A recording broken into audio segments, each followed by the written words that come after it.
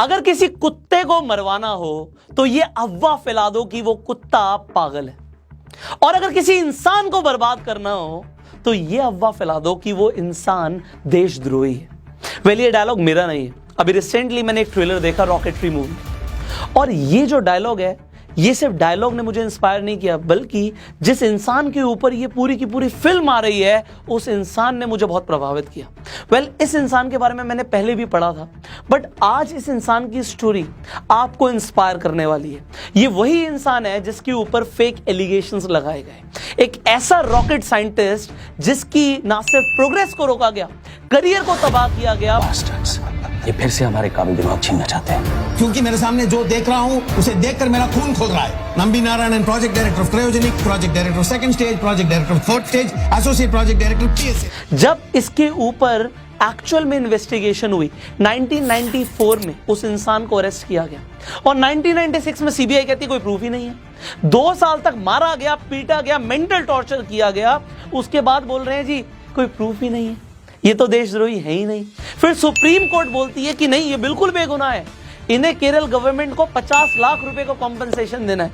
और केरल गवर्नमेंट इस फैसले से इतनी खुश हो जाती है कि 50 लाख का कॉम्पनसेशन नहीं देती, 1,30,00,000 रुपए का कॉम्पनसेशन देती है। क्या आपने पहले कभी ऐसा सुना है? अगर नहीं सुना तो हो सकता है आपने नंबी नारायण के बारे में भी ना सुना हो, जिनके बारे में आज हम बात करने वाले हैं। इसरो के एक ऐसे साइंटिस्ट जो लीड कर रहे थे इसरो में क्रायोजेनिक डिपार्टमेंट को। आपको पता है जो हमारा इसरो है वो पाकिस्तान के सुपर को से 8 साल बाद शुरू हुआ, और पाकिस्तान ने 8 साल पहले हमसे शुरुआत करी, बट कितनी सैटेलाइट्स भेजी आज तक? सिर्फ 2 स्पेस के अंदर, और हमारे इसरो ने 65।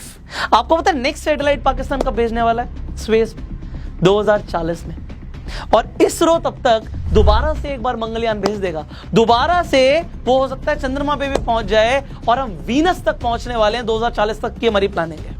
हमारा जो इसरो है उसकी जितनी तारीफ की जाए उतनी कम है, क्योंकि पिछले 40 साल में इसरो ने जो खर्चा किया है, नासा उतना हर साल खर्चा कर देता है। और जो हमारे साइंटिस्ट हैं जो इसरो में काम कर रहे हैं, उन्हें लगातार ऑफर्स आते हैं कि नासा में आके काम करो, बट ये लोग वो नहीं है जिनके पास कभी नासा का ऑफर आया नहीं है, इन्होंने अप्लाई किया जी, नासा ने रिजेक्ट कर दिया। ये लोग वो हैं जिन्होंने नासा को रिजेक्ट किया कि हम अपने इंडिया के लिए, अपने भारत के लिए काम करेंगे।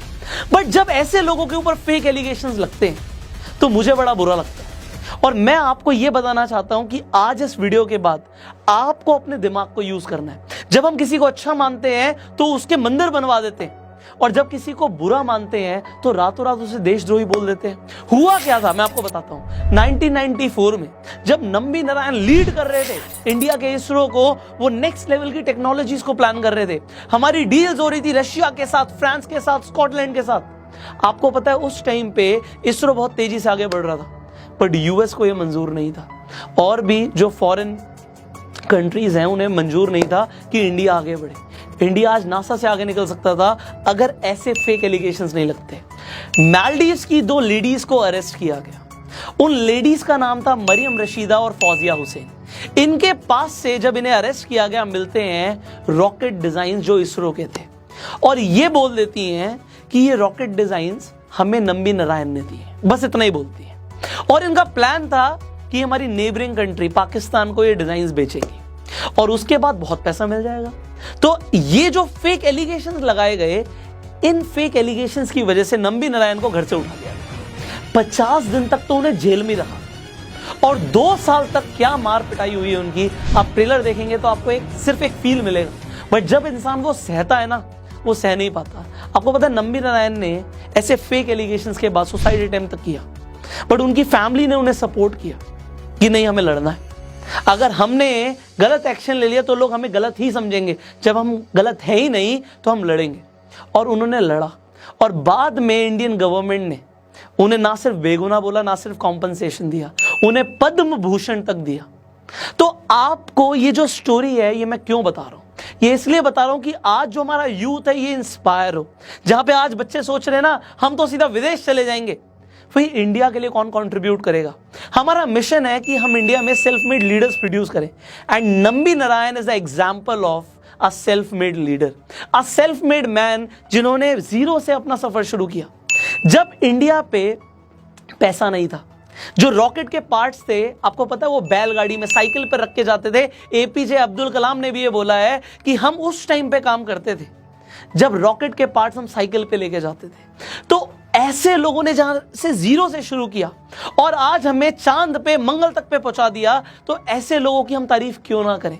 जब पूरा वर्ल्ड, यूएस, रशिया, फ्रांस 6-6 हजार किलो के इंजन बना रहा था, नंबी नारायण जैसे साइंटिस्ट 600 किलोग्राम के इंजन बना रहे थे।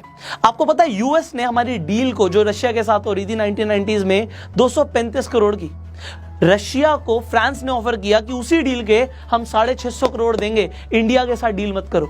यूएस ने बोला तुम फ्रांस के साथ भी मत करो, इंडिया के साथ भी मत करो, मैं 950 करोड़ रुपए दूंगा। बट रशिया इंडिया के साथ डील करना चाहता था, बट दबाव डाला गया कि इंडिया आगे ना बढ़े, इंडिया को रोका जा रहा है।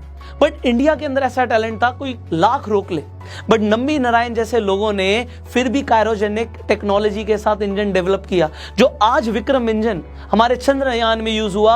आज हम मंगल पे जा रहे हैं, वो टेक्नोलॉजी यूज हो रही है, ये हमारे साइंटिस्ट की देन है। तो क्यों ना इन साइंटिस्ट को प्रमोट किया जाए। देखिए, ऐसी बायोग्राफी मूवीज जब आती है ना, इन्हें जरूर देखा कीजिए। आप जो मसाला देखते हैं ना, वही लड़कियां, वही ड्रामे, वही आपकी अफगान जलेबी, ये कितना देखोगे। जो एक्चुअल में इंस्पायर करता है उसे देखो, उससे इंस्पिरेशन लो, प्रेरणा लो और जिंदगी में कुछ बनो। This is what I want you to be. I want you to be self made and share this video right now, जिससे और लोग भी इंस्पायर हो। ऐसे लोगों के बारे में जाने जिन्होंने इंडिया के लिए कंट्रीब्यूट किया। दुनिया से कोई भी ऑफर आया उन्होंने रिजेक्ट किया और हमारे भारत के लिए उन्होंने कंट्रीब्यूट किया, भारत की शान बढ़ाई।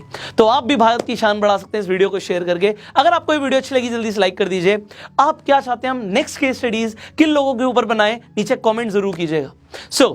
अगर आप यूट्यूब पे इस वीडियो को देख रहे हैं, आप सब्सक्राइब कीजिए चैनल को, नोटिफिकेशन बेल पे क्लिक कीजिए। एंड अगर आप फेसबुक पे देख रहे हैं तो जल्दी से फॉलो कर लीजिए एंड सी मोर पे क्लिक कीजिए। I will see you in the next video. Till that time you share this video and go self made.